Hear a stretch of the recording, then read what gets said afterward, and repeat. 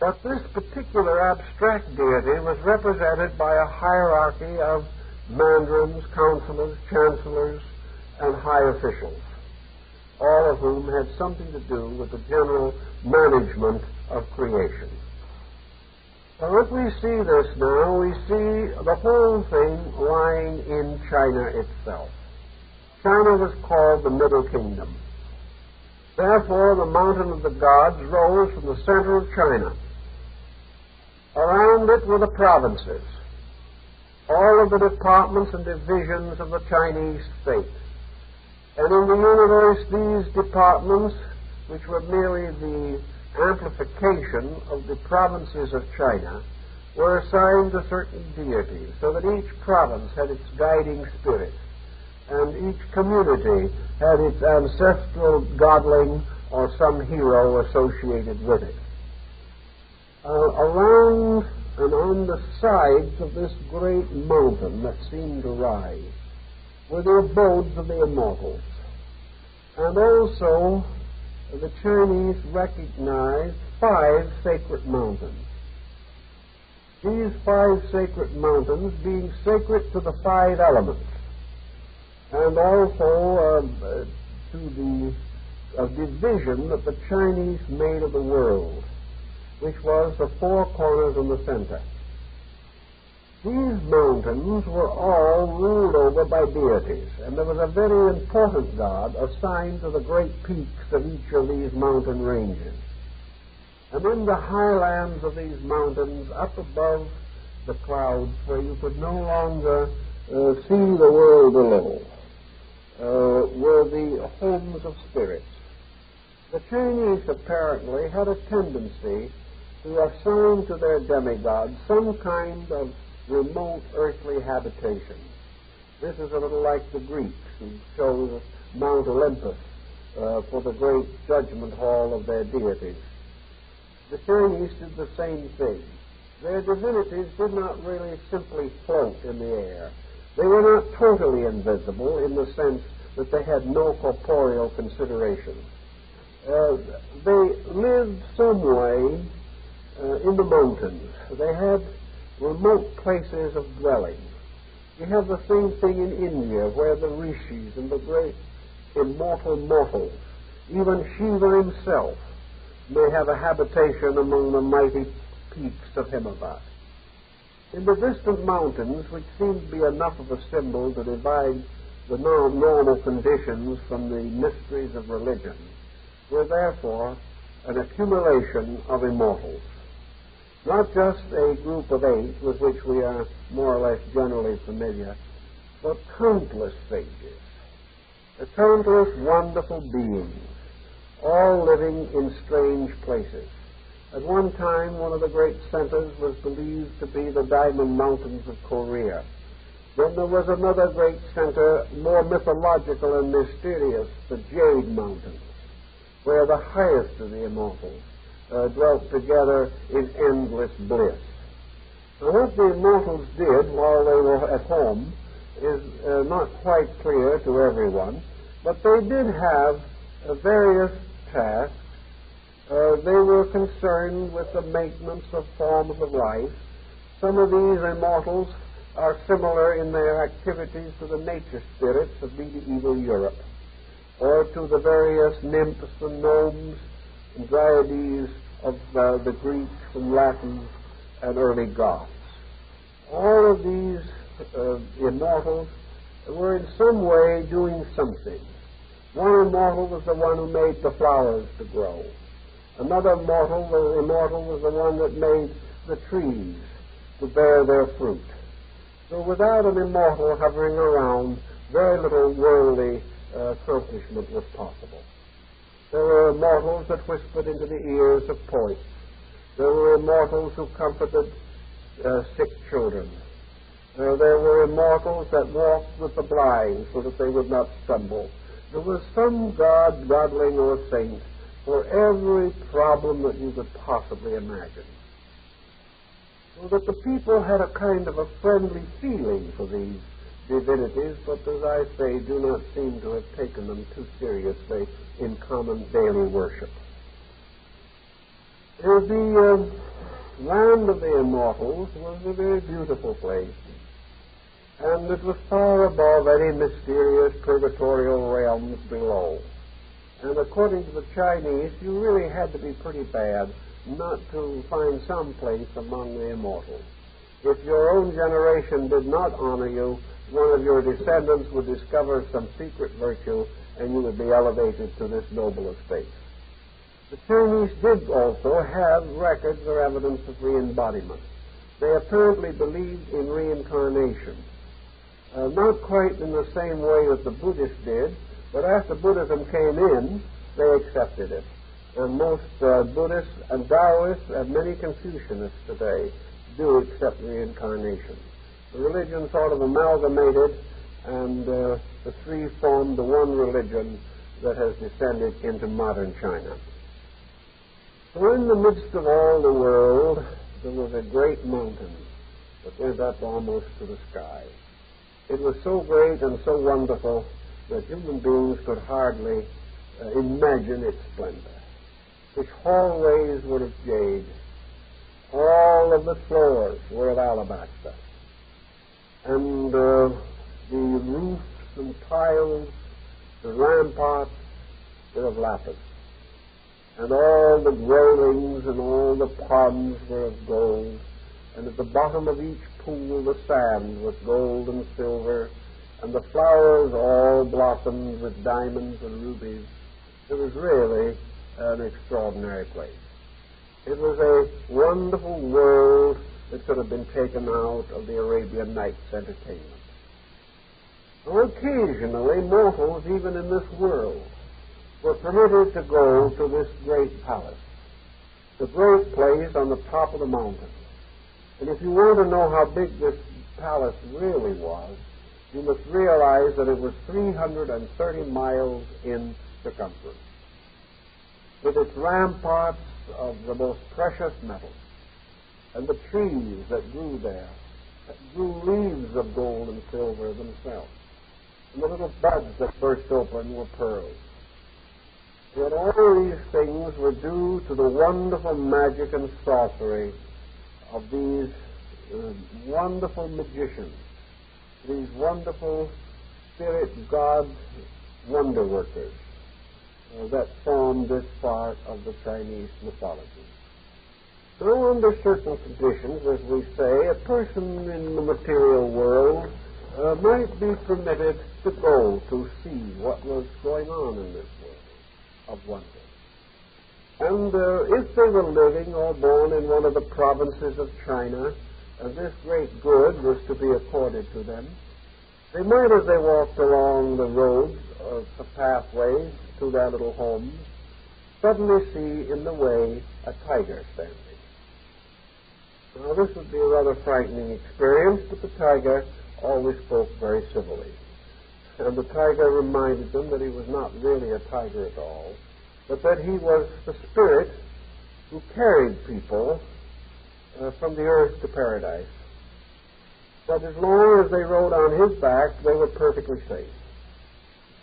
And he invited this selected individual, who, by the way, had been passed and approved by the Lord High Secretary on the top of the mountain. As this person was then allowed to ride on the tiger, and of course in 3 bounds the tiger crossed the surface of the world.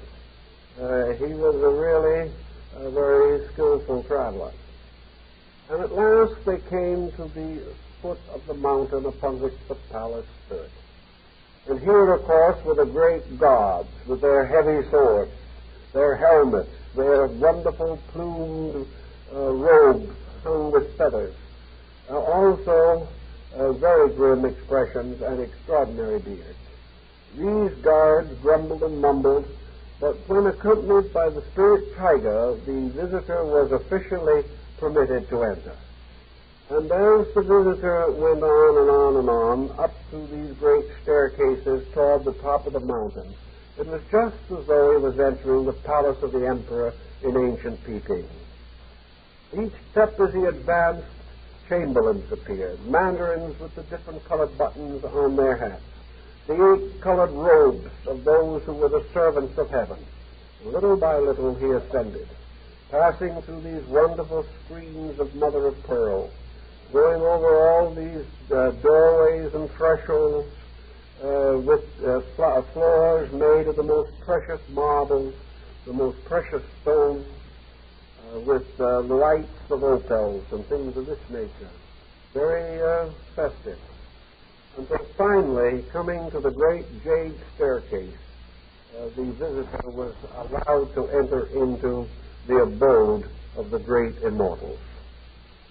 Now, here in the abode of the great immortals, you might meet almost anyone that was important in the great history of Chinese life, culture, and achievement.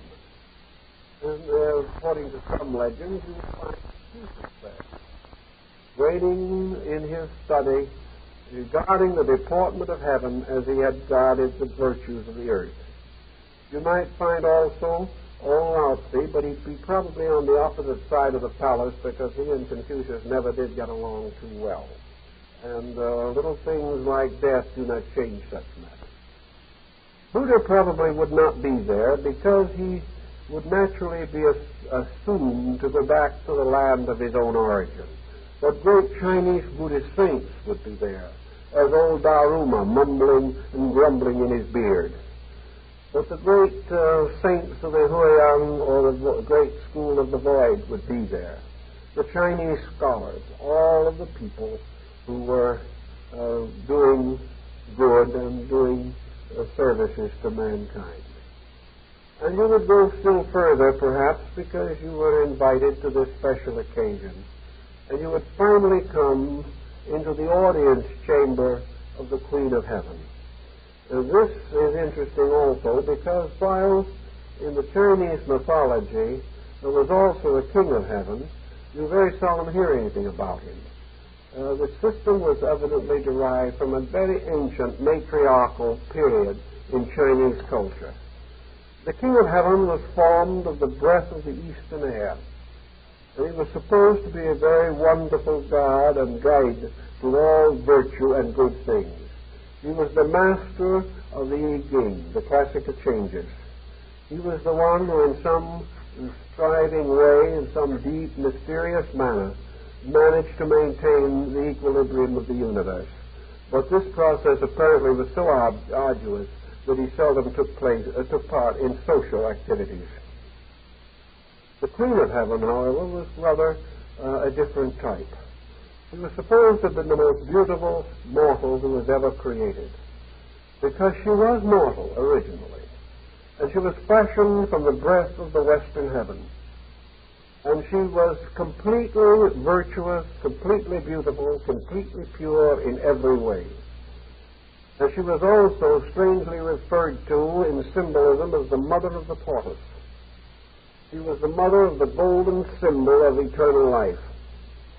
In her full robes, dignities, and honors, she was usually attended by the phoenix bird, as the symbol also of everlastingness. And if you were by some reason or purpose allowed to enter into her presence and make your necessary and proper obeisances to this divine throne, you would find her enthroned upon the throne of the golden phoenix, surrounded by jewels and curtains of silk formed from the very mist of heaven itself.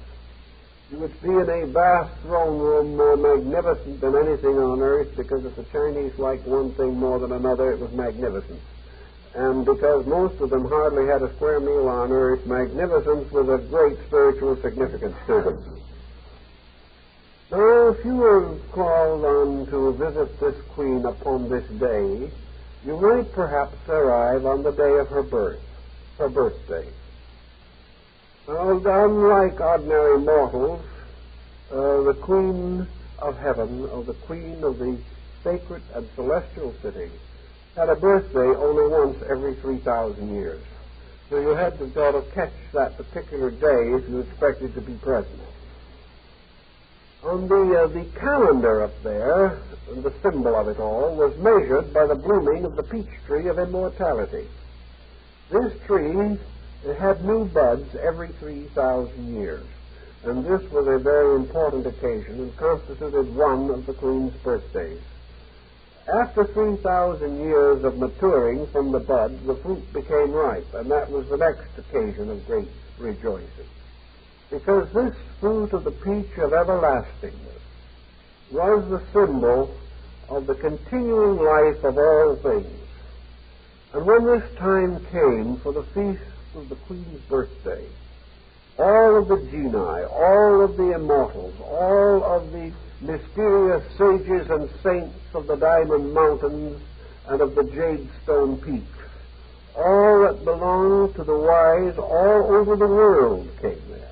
When China finally discovered there was something outside of China, that there were other countries, the mythology graciously extended to all countries, where it was assumed that in every land there were immortals, that every civilization produced its saints and heroes and sages. And on the great 3,000-year occasion of the birthday of the Queen of Heaven, all of these wise men from everywhere assembled to take place in what one missionary writer said with his tongue in his cheek was the Chinese equivalent of the Eucharist. It was a great ecumenical council in which the wise from everywhere came to share together the fruit of the peach of everlastingness.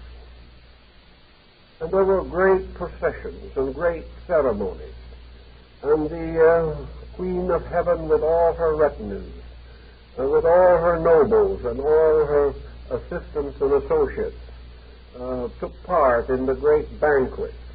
And there were great tables spread out, terraces of the palace, and musicians were called, and sacred dances to perform the ceremonial rites. And all the princes and heroes of the earth who were gathered there were glad to be servants on this great occasion. And so the legends go on of all the magnificence that marked this mysterious journey of a mortal to be present at the feast of the Queen of the universe. And we'll think this over a little bit and see what we can make out of it, and we may find some rather interesting things. There seems to be no doubt whatever that this legend passed through a number of changes in the descent of things. We know that this Queen of Heaven was made of the air of the west, the winds and vapors that arose in the western quarter of the world. And there is a certain mysterious hint here, a certain similarity that we cannot entirely ignore between this whole story and the mysterious accounts of the western paradise of Amitabha Buddha. And it looks as though this was the Chinese version of it. Furthermore, the Queen of Heaven actually comes very close to the Buddhist Kuan Yin. By the time this bodhisattva was male in India and Tibet, and is also sometimes represented as male in Japan, in China became almost completely female. So that the goddess Kuan Yin became, in a sense, the representative and the agent, in fact, was the direct descent of the Amida Buddha. For the Amida Buddha was the father of Kuan Yin. So the elusive, mysterious, and invisible king of this region might well be the Amida Buddha. And the visible, glorious Queen of Heaven, bestowing immortality as she bestowed mercy, could also very likely tie into the concept of Kuan Yin, or the goddess of mercy. And in the western paradise you have almost the same story, the jewel trees, and the diamond sands, the magnificent buildings, the great temples and shrines, all of the feasting, all of the pools of lotus flowers, everything that you also find in the Chinese account. So what we are probably thinking of is the western paradise of Amitabha. And in this western paradise also there grew a tree of mysterious benefits to the nations. The tree that was for the healing of the nations, as we find in the book of Revelation. And this tree that bore all manner of fruit. seems to have some relation to this peach tree of eternal life. So what appears to be the meaning behind it all is that there is a universe, we might say, of the quality of Kunmen or Kuan Yin, the universe of eternal compassion. And that the individual who is regarded as worthy to be present in this strange ecumenical congress held on the top of the mountain, the person worthy to be present journeys into the realms of infinite compassion, infinite beauty, infinite wonder, departing from all worldliness and all contamination and all material things. For all these treasures are, of course, invisible. They are spiritual treasures, which are stored up in heaven alone. So the attitude has been to make the treasures of heaven more glorious than anything that could be upon earth. And those who have merited or earned these various good things are supposed to be permitted to feast together in the sacrament of the renewal of their spiritual insight. I think we also have to try to find a little more of the story of the Buddhist principles here. Actually, in the Lotus of the Good Law Sutra, the Buddha himself creates a spectacle out of his own mind that is very close in its absolute grandeur to the concept of the paradise or the marvelous palace of the Queen of the West. This Buddhistic fable causes all the universe together around this great mountain upon which the Master is seated on his lotus throne. And the coming of the universe is a spectacle beyond comparison or thought, inasmuch as the beings of 10,000 times 10 million worlds are there. From space, from every direction of the cosmos, from the most remote star, from that which lies beyond all visibility, from times past and for times to come, all beings gather at this great occasion to receive the particular benediction or blessing of the true doctrine. From the Chinese point of view, I think that we have to accept that the peach of immortality, like Jason's golden fleece hanging upon a tree, and many other similar symbols, that the peach of immortality is the Chinese symbol of absolute truth, of universal wisdom, of that which bestows beyond all doubt and beyond all question the continuance forever of consciousness. The peach, therefore, is more than an alchemical symbolism. It is the symbol, actually, of utter reality itself. It is the symbol of perfection, of the perfect unfoldment of consciousness. Therefore, this peach must naturally and inevitably grow in the human heart. And the marvelous palace and everything that has to do with the ceremony seems to be ritualistic. The queen with her peach tree also appears in the rituals of the Hung Association, indicating that it was intended to be a ritualistic drama. The entire experience, therefore, is the result of merit, of a strange mingling and gathering of things. The Chinese had a little different concept of what constituted merit.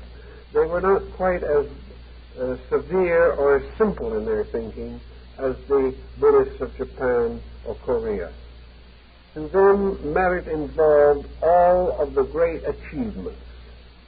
It involved not only the dignity and honors and integrities of Confucius, but also the metaphysical insight of Lao Tzu and the eternal patient acceptance of karma, which we find in the doctrine of Buddha.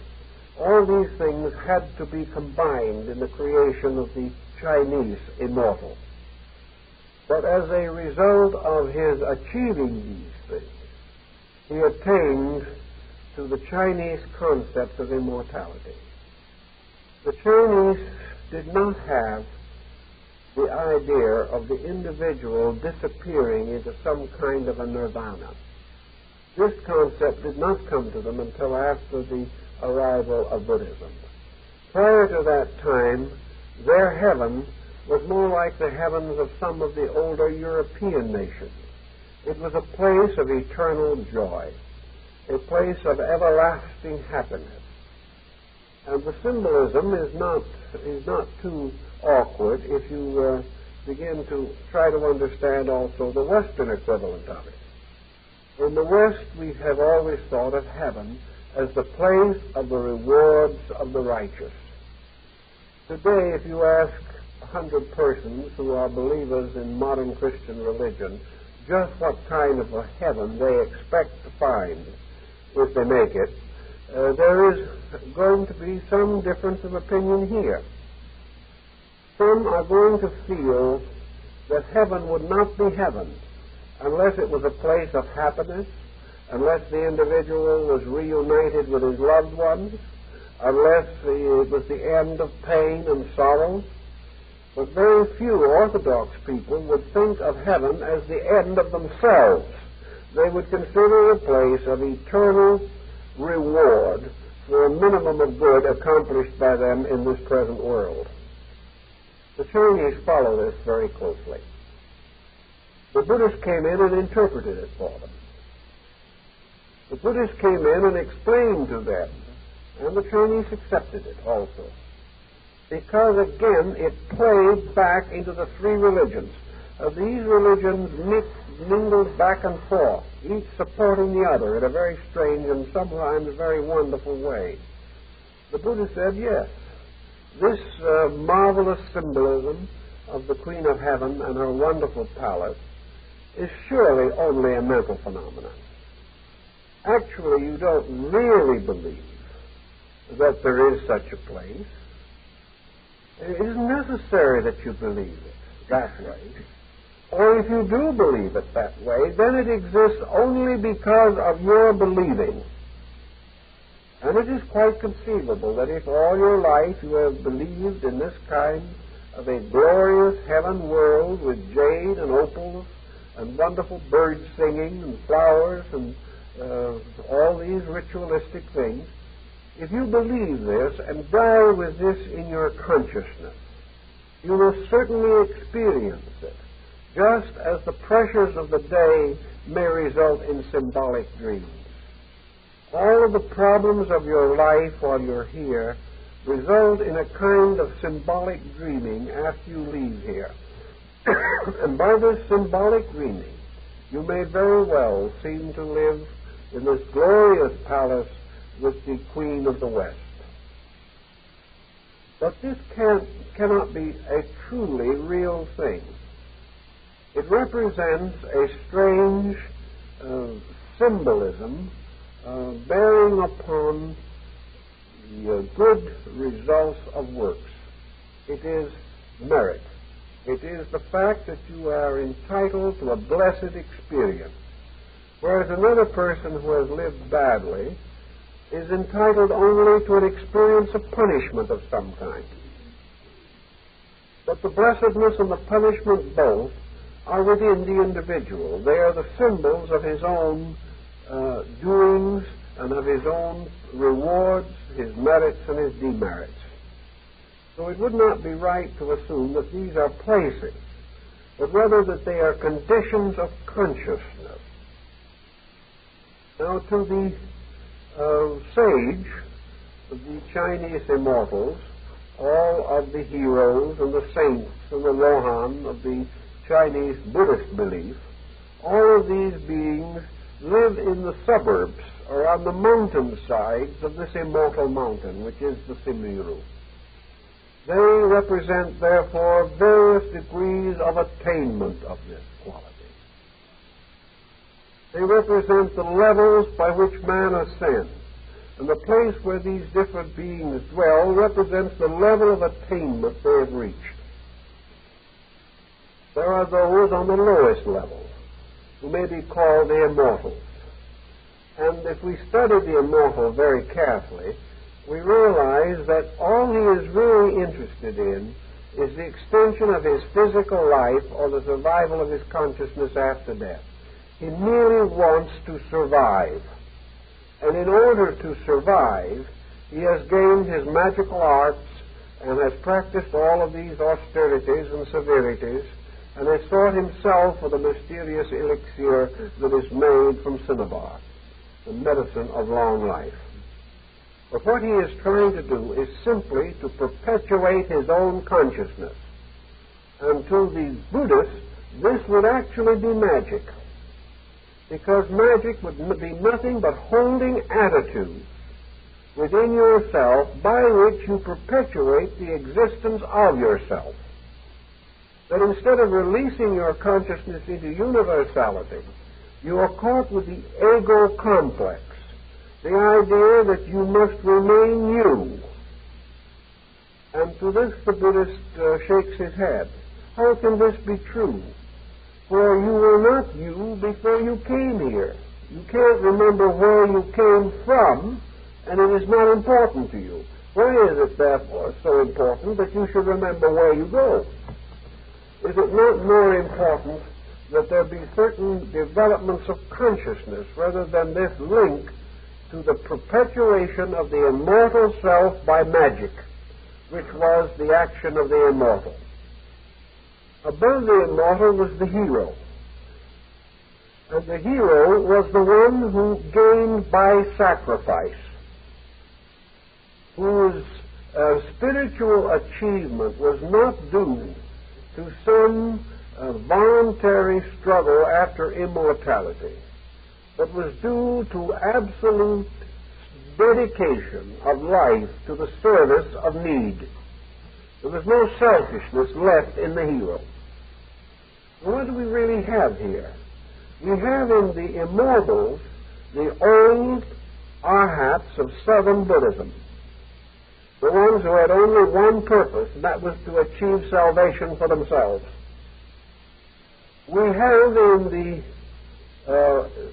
the heroes the new order of beings, the arhats of the Northern Buddhism, who were no longer concerned with themselves, but sought to attain eternal life through total self-forgetfulness. And in this way, by dedication to the common needs of others, to find that they sometime would be able to work forever because the need is forever, not because they desire to live forever. The individual who must live until the job is done, if that job is human regeneration, must live forever to do it, but without thought of this matter. The third order, therefore, also representing the saints, is again a reference to the completely purified beings. The saints of Northern Buddhism would be the Bodhisattvas, the emancipated ones, those who had already attained the great enlightenment. And the saints would be the peculiar ministers and servants of the Queen of Heaven, or the mysterious power represented by the guardian of the phoenix. So here we would have an ascending order of human achievement, of man seeking good, of the individual growing through levels of consciousness to reach finally the Western paradise of Amitabha. This Western paradise being the place of endless peace and joy, the place of complete and utter reward. This abode was copied from the mysterious palace of Indra in Indian mythology. Indra being a kind of god of the world and of the air. This deity represented the ruler of the temporal state of things, and therefore his palace was the best and noblest part of creation. It could not go beyond creation itself into the uncreate. It was the terrestrial paradiso of Dante. It was the paradise of the Christian as distinguished from heaven. And the paradise being the place of the reward of virtue. In Buddhism, paradise is a state of consciousness, just exactly as the temple and the palace of the queen were states of consciousness. Paradise is the state of complete inner serenity. It is the state internally of complete and perfect faith in the reality of things. It is life without doubt, life without fear, without danger of contamination, life in which the individual is so completely established in the laws of things that the fulfillment of virtue is no difficulty. That is the natural and graciousness of its own quality manifesting in living. The person then, the symbol of the Arhat in paradise, simply means the bliss of complete enlightenment, the bliss of the full resurrection of the person from the darkness and death of his own doubts, the complete internal acceptance of the law. In the paradise there is no longer any conflict between the universal plan and the individual. And as a result of this, he experiences the universe as eternally benevolent. As long as he never crosses the universe, never goes against it, he will never suffer from it. There is a little fable in Buddhism bearing on this that is rather interesting, in which the Buddha was accused of being a controversialist, that he was accused of attacking the opinions of other people. And he gives the little story very simply. He said, if you show me an object and ask me the color of it, and that object is white, I will tell you it is white. But to the man who is ignorant, that thing which is white may appear to be black. And if I tell him that the thing that he thinks is black is truly white, then he will claim that I am arguing with him. He will not accept, but he will not be able to realize that I have properly named it. Therefore, he will regard the Buddha as a controversialist. This is the same type of thing that is carried in the Chinese thought. We have here the universe of jade and lapis, of jewels and of wonders. This is just the universe as it is. This palace of the Queen of the West is creation, as it truly is, in the midst of which grows the mystery of the tree of life, the same as in the story of Eden. This palace is the universe experienced by the just man.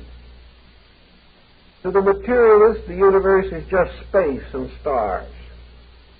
To the evil man, the universe is simply pain. To the ignorant man, the universe is simply mystery. But to the purely and truly enlightened man, the universe is infinite beauty, infinite truth, infinite wisdom, and infinite love. And this wonderful universe, as it really is, to be experienced only by the individual who is capable of inwardly perceiving and knowing this universe. This is the marvelous palace of the Queen of Heaven. It is the world we do not know, because in our own consciousness we are not capable of experiencing it. In order that we may have this experience, we must be carried there by the peculiar and wonderful messenger of the deities, which in China is usually represented as a tiger. Not because the tiger is particularly sacred to the Chinese people, it is the symbol of heroism, but because in the mystery rituals the tiger has another meaning. The tiger belongs to the cat family, and the feline is the kind, or is the tribe that sees in the dark. It is able to see through and in the darkness. Therefore, it is the animal that was assumed to be able to find its way back again to the realm of reality after it had been sent out of that realm into worldliness. To come down into worldliness to pick up a passenger, so to say, the tiger had to know how to find its way back. And the symbol of the tiger was the all-seeing eye in darkness and absolute courage against obstacles. These were the two powers that enabled this symbolic being to find its way home. And in returning home, to carry with it the destined person. Now, the destined person is the one whom the great recorders and the Lord High Secretaries and the Lord High Chamberlains and the Lord High Administrators have discovered from the Book of Fates to be ready to receive enlightenment.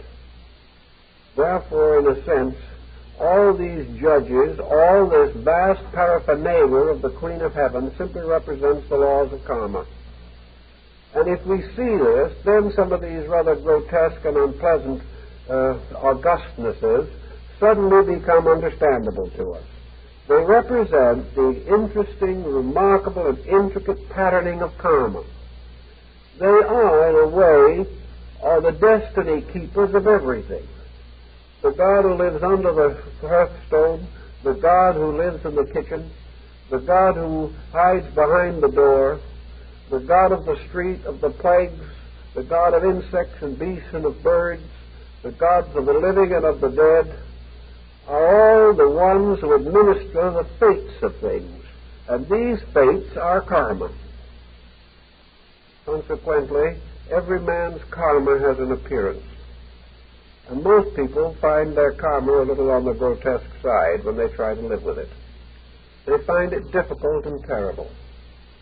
But when the time comes and the great Lord of accountants and assessors have decided that a soul wandering in the lower world has, by the great edicts, by the great books, by the way of heaven, is entitled to be received into the abode of the enlightened, we have nothing more or less than a statement that karma has brought to the individual illumination. It has brought this person to the point where the lords of justice, the great judges, the administrators, may say fully and honestly, this soul deserves this. So the laws become these administrators, and they send their messenger to bring the soul to the feast of the Queen of the West. This is exactly the same legend we have in the troubadours and in the alchemists. The Queen of Heaven is the blessed demoiselle that we find in the poems of Dante Gabriel Rossetti. The entire symbolism is the same, because it represents in every instance the Queen of the laws of existence, the great powers which administer the karmic responsibilities of life. So having received the invitation to enter into this magic garden of consciousness, karma having moved the individual to a state of enlightenment within himself, he experiences the unfolding of his own inner universe, and by the parallel suddenly perceives the magnificent unfolding of the larger universe around him.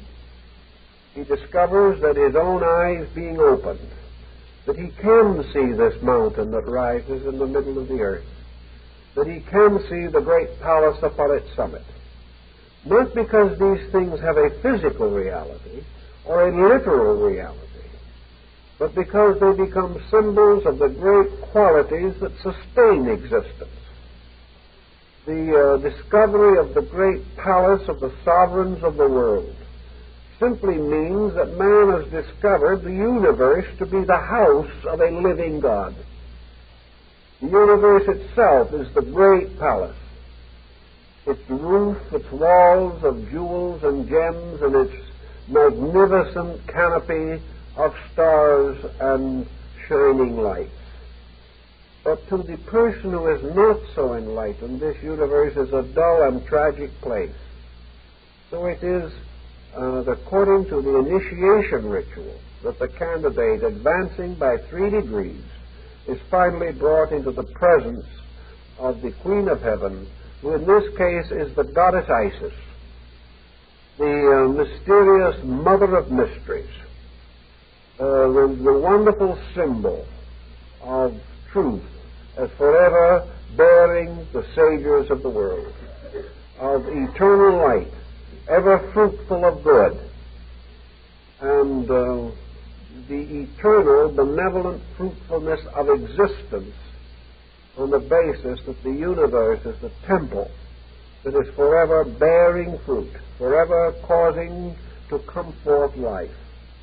And the mystery of wisdom, the sanctuary, the temple, the inner soul of man, guards very cautiously and wisely the peach of everlastingness.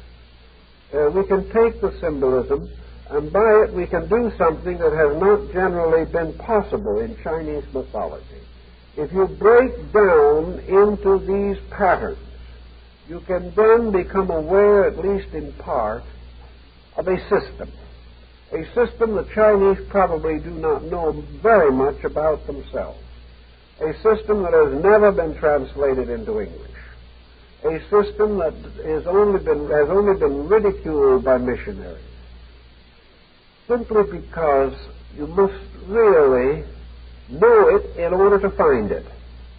You must recognize the inevitability of it before you can discover it. It has to be this way, however, factually. If it had not been this way, Buddhism would have changed this pattern at an early date.